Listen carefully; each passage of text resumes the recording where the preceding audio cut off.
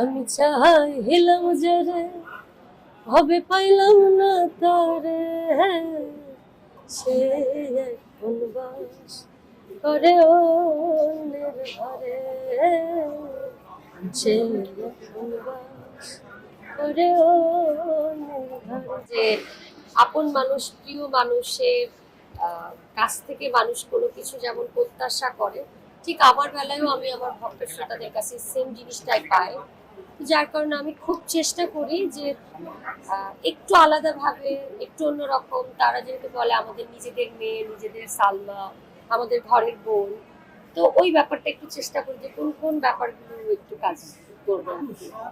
আমি আসলে অনেকগুলো কাজ করা হচ্ছে এবং তার মধ্যে কিছু চমক আছে। চমকটা আমি এখনই বলতে চাচ্ছি না, এটার কারণ অনেক কিছু বলে দিলে অনেক কিছু পারফেক্টলি হয় না।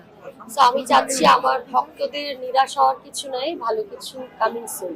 অনেক ভালোবাসি আমার মাকে, এবং শুধু আমার মা নয়, আমার দুটি কন্যাও আমার মা, এবং পৃথিবীর সকল মাকে অনেক ভালোবাসি।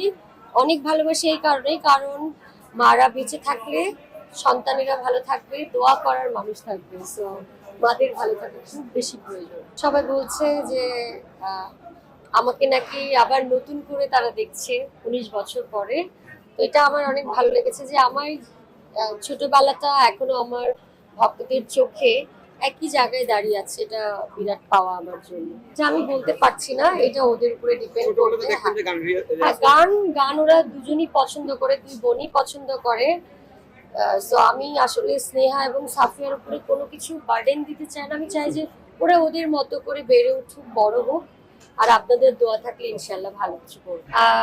অনুভূতি আসলে সন্তান মায়ের কাছ থেকে দূরে থাকার, কাছে থাকুক, এটা একটা নারীর সম্পর্ক। সো যখনই মার কাছে সন্তান আসে, এটা আসলে এক্সপ্লেইন করা ইম্পসিবল আমার জন্য। তবে ছোট ছোট কিছু অনলাইনে নিউজ দেখেছি যেটা আমার খুব খারাপ লেগেছে। কারণ আমার বাচ্চার বাবার সঙ্গে কথা হয়েছে, দেন আমার বাচ্চা তার পারমিশন নিয়েই কিন্তু আমার কাছে এসেছে।